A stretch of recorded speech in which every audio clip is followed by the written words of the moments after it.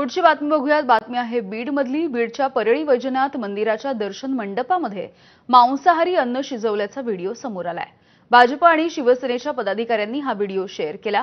मंदिर परिसरामध्ये सध्या तीर्थक्षेत्र विकासाची बांधकामं सुरू आहेत आणि अशामध्येच वैद्यनाथाच्या पूर्व प्रवेशद्वारावरचं कामगार दर्शन मंडपामध्येच चूल मांडून मांसाहारी अन्न शिजवताना दिसून आलेलं आहे। शिवसेना शिंदे गटाचे तालुका प्रमुख व्यंकटेश शिंदे आणि भारतीय जनता युवा मोर्चाचे पदाधिकारी योगेश पाणकर यांनी हा सगळा प्रकार आपल्या कॅमेरामध्ये कैद केला आहे।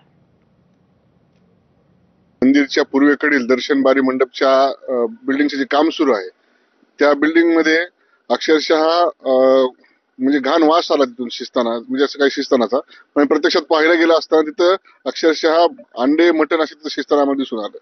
हे बघताच आमच्या तळपायाची मस्तकाला गेली। आम्ही या विषयावर मंदिरचे ट्रस्टी असतील, नगरपालिकेचे मुख्याधिकारी असतील, तहसीलदार असतील, सगळ्यांना फोन करण्याचा प्रयत्न केला आणि आमची मागणी आज प्रखरपणे की ह्या मंदिरच्या पावित्र्य खराब करणारे जे कॉन्ट्रॅक्टर आहेत त्यांच्यावर ह्या विषयावर कडक कारवाई करण्यात यावी।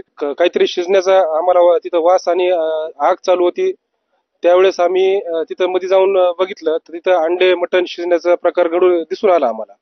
त्यानंतर आम्ही तिथं विचारणा केली असते ते जे मजूर आहेत ते मजुरांनी म्हणलं की आम्ही रोज आम्ही हेच मटण किंवा अंडे शिजून खातो। तर आम्ही त्यांना तिथंच वेळीच त्यांना रोखलं। आमची एवढीच मागणी आहे की इथून पुढे असला प्रकार घडू नये व गुत्तेदारावर कडकात कडक कारवाई करण्यात यावी।